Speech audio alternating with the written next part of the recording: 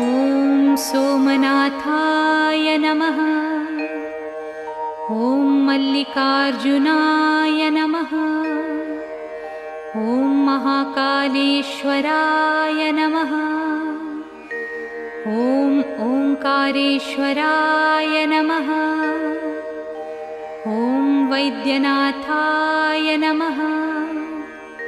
ॐ भीमशंकराय नमः। ॐ रामेश्वराय नमः।